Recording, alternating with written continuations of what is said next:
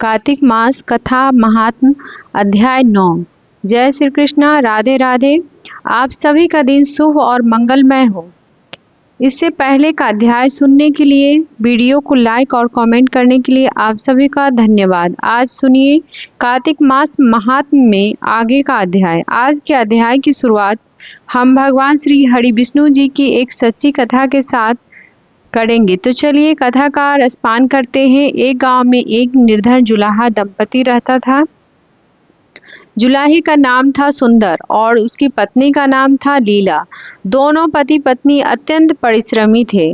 सारा दिन परिश्रम करते, सुंदर सुंदर कपड़े बनाते, किंतु उनको उनके बनाए वस्त्रों की अधिक कीमत नहीं मिल पाती थी। दोनों ही अत्यंत संतोषी स्वभाव के थे।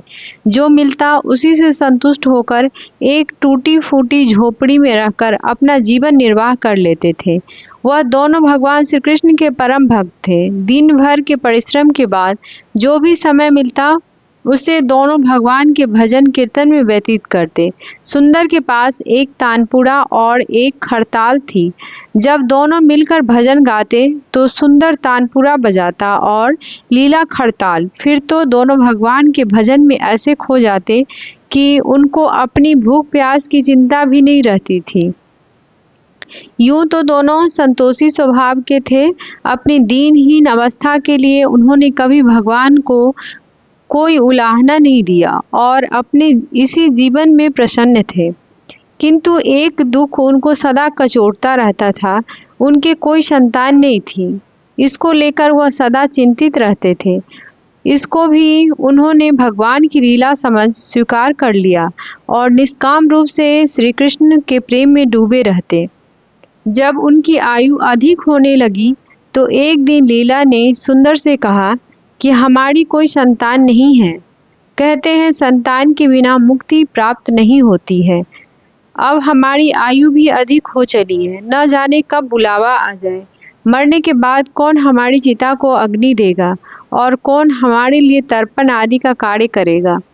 कैसे हमारी मुक्ति होगी। सुंदर बोला, तू क्यों चिंता करती है, ठाकुर जी है ना, वही सब देखेंगे। सुंदर यह बात कह तो दिया किंतु वह भी चिंता में डूब गया। तभी उनके मन में एक विचार आया।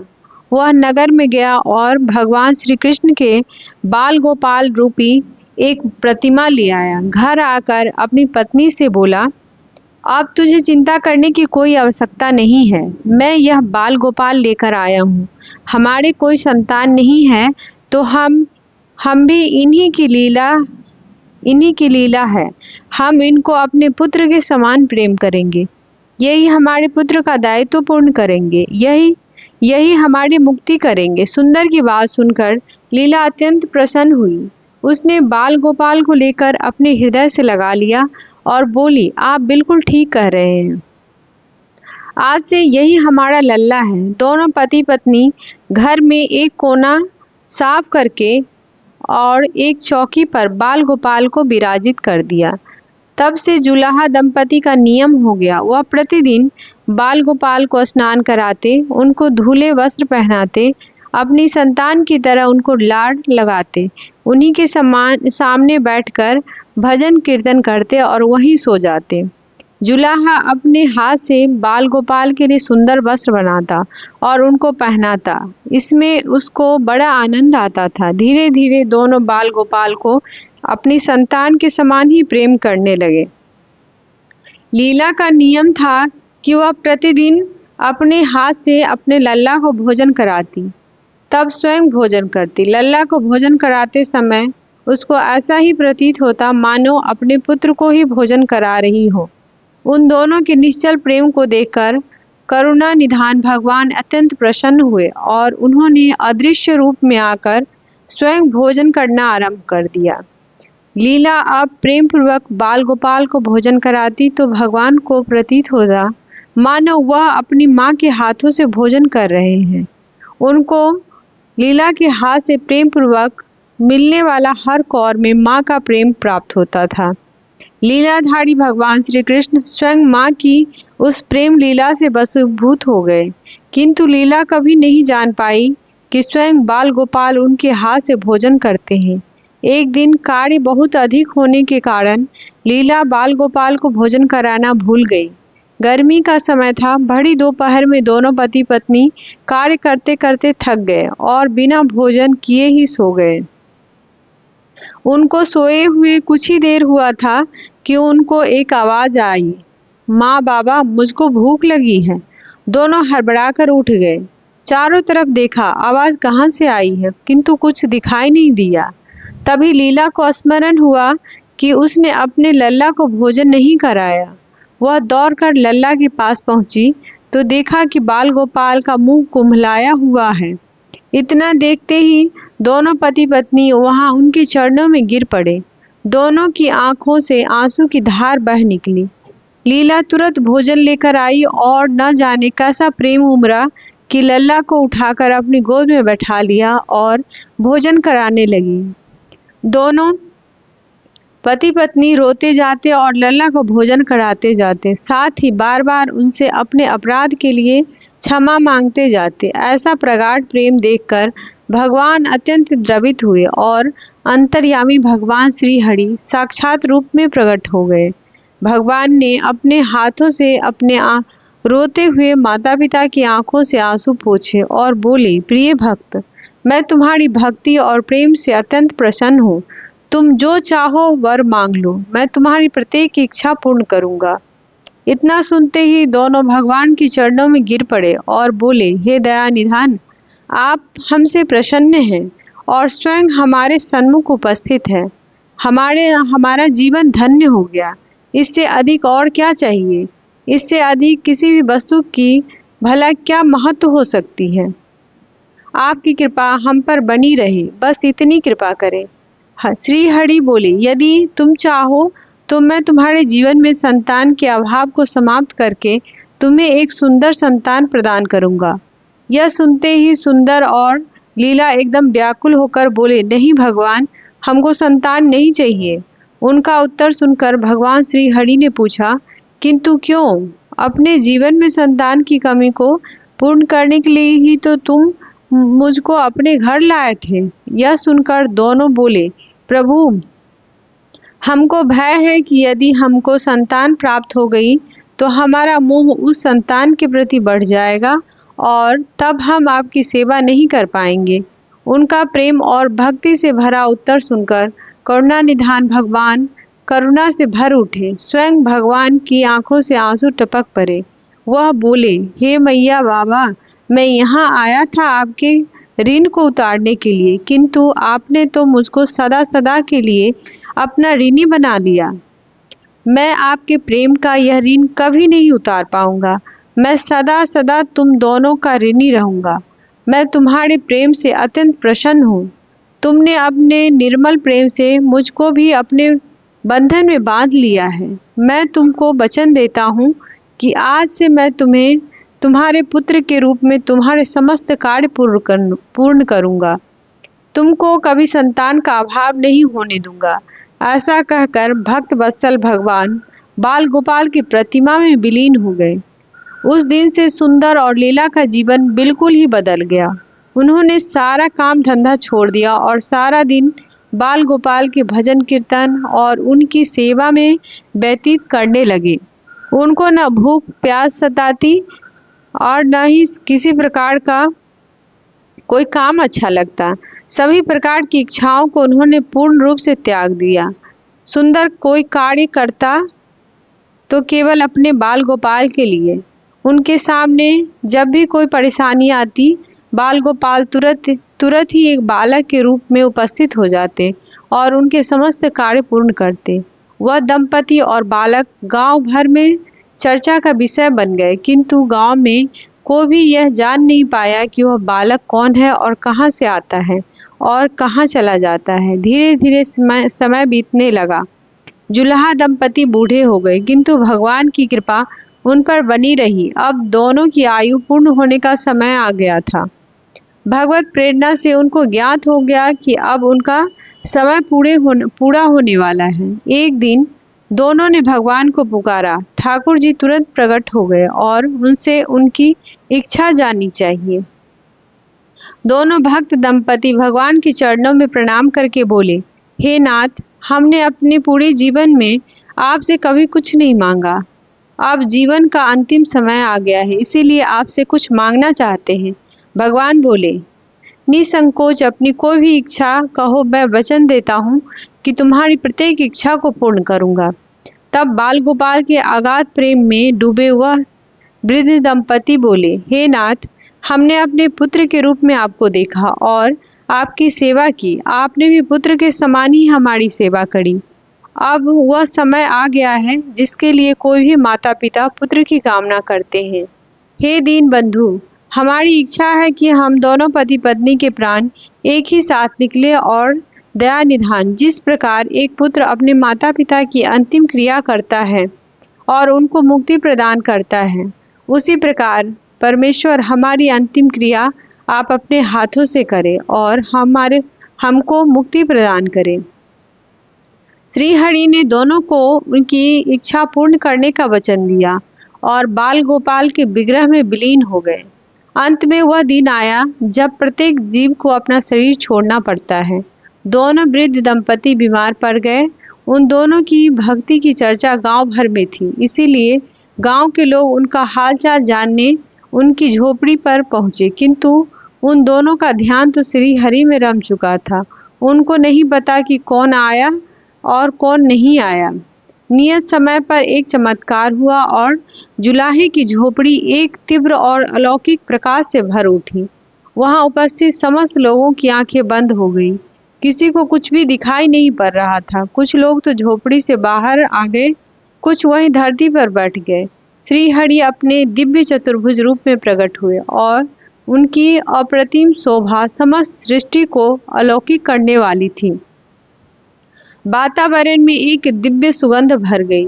अपनी मंद मंद मुस्कान से अपने उन भक्त माता पिता की तरफ देखते रहे। उनका यह दिव्य रूप देख कर दोनों वृद्ध अत्यंत आनंदित हुए। अपने दिव्य दर्शनों से दोनों को तृप्त करने के बाद करुणा निधान लीलाधारी समस्त सृष्टि के पालनहार भगवान श्री हरि विष्णु जी वहीं उन दोनों के निकट धरती पर ही उनके सिरहाने बैठ गए।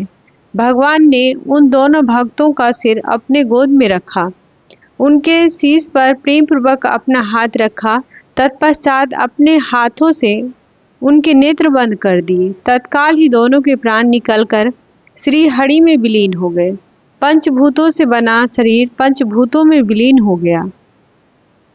कुछ समय बाद जब उस दिव्य प्रकाश का लोप हुआ तो सभी उपस्थित ग्रामीणों ने देखा कि वहाँ न तो सुंदर था, न ही लीला थी और न ही बाल गोपाल थे। शेष थे तो मात्र कुछ पुष्प जो धरती पर पड़े थे और एक दिव्य सुगंध जो वातावरण में चहुं ओर फैली थी। विस्मित ग्रामीणों ने श्रद्धा से उस धरती को नमन किया। उन पुष्पों को उठाकर वह शीश से लगाया तथा सुंदर लीला की भक्ति और गोविंद के नाम का गुणगान करते हुए चल दिए। उन पुष्पों को श्री हरि गंगा जी में विसर्जन करने के लिए। जय श्री हरि विष्णु जी। अब आइए सुनते हैं आज का अध्याय। अब आइए श्रवण करते हैं आज का अध्याय। इससे पहले के अध्याय में आपने श्रवण किया था कि किस प्रकार देवर्षि नारद ने राजा पृथु को कार्तिक मास में पड़ने वाली चतुर्थी व्रत के महात्म का वर्णन किया था। एक दिन देवऋषि नारद जी ने श्री वेद व्यास जी से पूछा, हे व्यास जी, ब्रह्मचारी, गृहस्थ, वानप्रस्थी और सन्यासी, इन चारों आश्रमों में गृहस्थ आश्रम को ही क्यों श्रेष्ठ माना गया है? इस बारे में जानने की प्रबल इच्छा है। तब व्यास जी ने कहा, हे नारद जी, जैसे समस्त नदियां समुद्र में जाकर आश्रय पाती हैं और सभी जीव माता का आश्रय पाकर जीवित रहते हैं, उसी प्रकार भिक्षुक, ब्रह्मचारी, सन्यासी, विद्यार्थी, गुरु पूजक तथा यात्री ये 6 जीविका रहित होने पर भी गृहस्थ का ही आश्रय पाते हैं। व्यास जी ने कहा, हे देवऋषि नारद, ध्यान से सुनो। इस संबंध में मैं तुम्हें एक पुरातन इतिहास सुनाता हूँ। प्राचीन काल में उत्तानपाद राजा का उत्तम नाम का पुत्र अत्यंत बलवान तथा मदिरा पीने वाला था। रानी राजा दोनों स्नेहपूर्वक रहते थे। एक दिन राजा ने वेश्या का नृत्य देखते हुए मदिरा पान किया, साथ ही अपनी स्त्री से भी मदिरा पीने का आग्रह किया, परंतु रानी ने उसका कहना नहीं माना। तब राजा ने क्रोधित होकर अपने सेवकों को निर्जन वन में रानी को छोड़ने की आज्ञा दी। अनुचरों ने राजा की आज्ञा का पालन किया। उसके पश्चात राजा ने दूसरा विवाह नहीं किया। रानी के वियोग को सहन करते हुए राजा प्रजा का पुत्र के समान पालन करने लगा। एक दिन एक ब्राह्मण ने राजा उत्तानपाद के समीप आकर निवेदन किया, हे राजन, मेरी स्त्री का किसी ने अपहरण कर लिया है। इस कारण मैं अत्यंत दुखी हूँ। आप मेरी पत्नी को तलाश करवाकर मुझे वापस दिलाने की व्यवस्था करें। राजा ने कहा, हे महाराज, मुझे नहीं मालूम कि आपकी स्त्री कौन, किधर और कहाँ ले गया है। इस स्थिति में उसे ढूंढकर कहाँ से ला सकता हूँ। यह सुनकर ब्राह्मण बोला, राजन, छठा भाग करके रूप में आप प्राप्त करने के कारण आप प्रजा के रक्षक हैं। मेरी स्त्री अपने घर में सो रही थी, वहां से उसे कोई हर कर ले गया है। एतेव आपका कर्तव्य है कि आप उसे कहीं से भी ढूंढ कर लाएं। राजा ने कहा, हे विप्र, मैंने आपकी स्त्री को कभी नहीं देखा है और ना ही मैं यह जानता हूँ कि वह कैसे रंग, रूप और स्वभाव वाली है। तब मैं उसे कैसे खोज सकता हूँ। यह सुनकर ब्राह्मण बोला, यद्यपि वह कर्कश स्वभाव की, कठोर वचन बोलने वाली, काले रंग की और कुरूपा है, तथापि मैं उसकी निंदा नहीं करता, क्योंकि वह मेरी पत्नी अर्थात अर्धांगिनी है। यह सुनकर राजा ने कहा, जब तुम्हारी स्त्री ऐसी कुरूपा और क्रूर स्वभाव की है, तब तुम उसे प्राप्त करके क्या करोगे। उसके स्थान पर मैं तुम्हें अत्यंत सुंदरशील स्वभाव की अन्य स्त्री दे सकता हूँ। ब्राह्मण ने कहा, राजन, मेरी पत्नी मेरे धर्म कर्म की अर्धांगिनी है, अतः उसकी रक्षा करना मेरा परम धर्म है। जो पुरुष अपनी स्त्री की सुरक्षा नहीं करता, उसके वर्ण संकर संतान उत्पन्न होती है और उसके पितर नरकवासी होते हैं। वेश्यागामी पुरुष का कल्याण कभी नहीं हो सकता। और जो मनुष्य ऋतुकाल के पश्चात अपनी स्त्री से सहवास नहीं करता है, उसके पितर स्वर्गलोक में वास करते हैं। ब्राह्मण के ऐसे वचन सुनकर राजा अपने शस्त्र लेकर रथ पर सवार होकर उस स्त्री को खोजने चल दिए। कुछ दूर जाकर उसने एक आश्रम देखा जिसमें एक महान तपस्वी कुशा के आसन पर विराजमान थे। राजा को आश्रम में आया देखकर भी ऋषि ने उसका कोई आदर सत्कार नहीं किया। ऋषि कहने लगे, मैं जानता हूँ कि तुम राजा उत्तानपाद के पुत्र हो, मगर यहाँ किस कारण से आए हो। राजा ने कहा, हे मुनि, एक ब्राह्मण के घर से कोई उसकी स्त्री को हरकर ले गया है। मैं उसी की खोज में इधर आया हूँ, मगर न तो आपने मुझे अर्घ्य दिया और न ही किसी प्रकार का आदर सत्कार किया। इसका क्या कारण है। स्त्री ऋषि ने उत्तर दिया, राजन, तुम अर्ध योग्य होते हुए भी इस समय उसके पात्र नहीं हो, क्योंकि तुमने अपने निरपराध स्त्री का वन में त्याग किया है। वह जहाँ स्त्री का यह धर्म है कि वह अपने तन मन से पति की सेवा करे तथा उसकी आज्ञाकारी रहे, वहीं पति का भी धर्म है कि वह अपनी पत्नी का यथोचित सम्मान करे। जिस घर में स्त्रियों का सम्मान होता है, वहाँ पर देवताओं का वास होता है। इसके विपरीत जहाँ स्त्रियों का निरादर होता है, वहाँ सुख शांति कभी रह ही नहीं सकती। इतना सुनकर राजा अत्यंत लज्जित होकर पूछने लगा, भगवान, आप भूत, भविष्य और वर्तमान तीनों कालों को जानने वाले हैं। एतेव कृपया करके बताइए कि ब्राह्मण की स्त्री को हर कर कौन ले गया और कहाँ ले गया। तब ऋषि ने ध्यान धरकर कहा, राजन, अदिति का पुत्र बलाक नामक राक्षस उस ब्राह्मण को हर कर उत्प्लावर्त वन में ले गया है। तुम उसको ढूंढकर ब्राह्मण का संयोग करवाओ। यह सुनकर राजा मुनि को प्रणाम करके अपने रथ पर सवार होकर उत्प्लावर्त वन में पहुंचा। वहां जाकर राजा ने देखा कि एक स्त्री बिल्व फल खा रही है। ब्राह्मण ने जैसा बताया था वैसा ही रंग रूप देखकर राजा ने उसे पहचान लिया और कहा, हे कल्याणी, तुम कौन हो और इस वन में क्यों आई हो। तब ब्राह्मणी बोली, मैं अति रात्र की पुत्री तथा बिलास पुत्र की स्त्री हूँ। मैं अपने घर में सो रही थी कि बलाक नामक राक्षस अपहरण करके मुझे यहाँ ले आया है। यहाँ आने के बाद उसने न तो मुझे किसी प्रकार का कष्ट दिया है और न मेरा सतीत्व नष्ट करने का प्रयत्न किया है। इतना होने पर भी मैं अपने पति के वियोग के कारण मैं अत्यंत दुखी हूँ। राजा ने पूछा, हे ब्राह्मणी, वह राक्षस कहाँ गया? तब ब्राह्मणी ने बताया कि वह इस वन के अमुक स्थान पर गया है।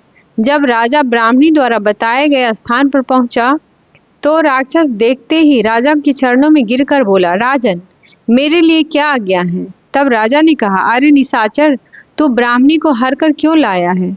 यदि तू उसके साथ विवाह करना चाहता है तो वह अत्यंत कुरूपा है, और यदि तेरी खाने की इच्छा हो तो वैसा कह। तब राक्षस कहने लगा, राजन, मेरे घर में अनेक रूपवती अप्सराएं हैं। उनके अतिरिक्त मैंने कभी किसी स्त्री से भोग की इच्छा नहीं की और न ही मैं मांस भक्षण करता हूँ। मैं तो पूर्व जन्म के पापों का प्रायश्चित कर रहा हूँ। इस ब्राह्मणी का पति राक्षसों को मारने का मंत्र जानता है।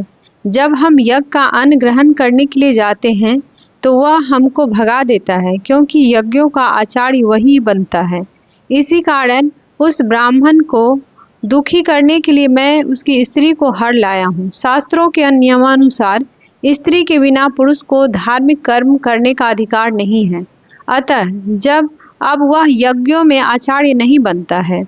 राक्षस के ये वचन सुनकर राजा ने विचार किया कि यह भी परोक्ष रूप से मेरी ही निंदा कर रहा है। मुनि ने भी स्त्री का त्याग करने के कारण मुझे अर्धयोग्य नहीं माना। तभी राजा को विचार मग्न देखकर राक्षस कहने लगा, हे राजन, मैं आपकी प्रत्येक आज्ञा का पालन करूंगा। आप आज्ञा दीजिए। इतना कहकर वह हाथ जोड़कर खड़ा हो गया। राजा ने कहा, हे निशाचर, तुम इस ब्राह्मणी को उसके घर पहुंचा दो और इसके बाद जब भी मैं याद करूं तुम मेरे पास आ जाना। इतना सुनते ही वह राक्षस ब्राह्मणी को लेकर उसके घर चला गया और उसके बाद राजा विचार करने लगा कि मैंने अपनी निर्दोष पत्नी को घर से निकाला। एतेब मैं अब कौन सा ऐसा पुण्य कर्म करूं जिससे इस पाप से निवृत्त हो। तब राजा ने पुनः उन्हीं मुनि के पास जाकर उनसे उपाय पूछा। मुनि ने कहा, हे राजन, पुरुष के लिए स्त्री धर्म, अर्थ, काम और मोक्ष सभी कुछ देने वाली है। इतना ही नहीं, स्त्री के बिना इस लोक और परलोक कहीं पर भी सुख की प्राप्ति नहीं हो सकती। स्त्री चाहे कैसी ही कुरूपा, मूर्ख, रोगी, दरिद्री या खोटे स्वभाव वाली क्यों न हो, पुरुष को उसका सम्मान करना ही चाहिए। पश्चाताप करते हुए राजा ने कहा, हे मुनि, मैंने अपनी निर्दोष प्रतिव्रता स्त्री को त्याग दिया है। एतेब अब मैं क्या करूं? मुनि ने कहा, हे राजन, तुम्हारी स्त्री को अकेली वन में घूमते हुए देखकर सतापात नामक नाग उसे पाताल लोक में ले गया है। उस नाग की नंदा नामक एक कन्या है जिसने उसको घर में छिपा रखा है। यह सुनकर राजा वहां से अपने घर आया तो ब्राह्मण को स्त्री सहित अपने घर में देखकर अत्यंत प्रसन्न हुआ।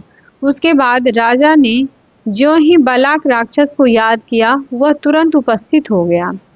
तब राजा ने उसे पाताल लोक से अपनी स्त्री लाने का आदेश दिया। राजा का आज्ञा पाते ही वह बलाक पाताल लोक गया और वहां से राजा की स्त्री लाकर उसको सौंप दिया। तदंतर राजा और रानी स्नेहपूर्वक रहने लगे।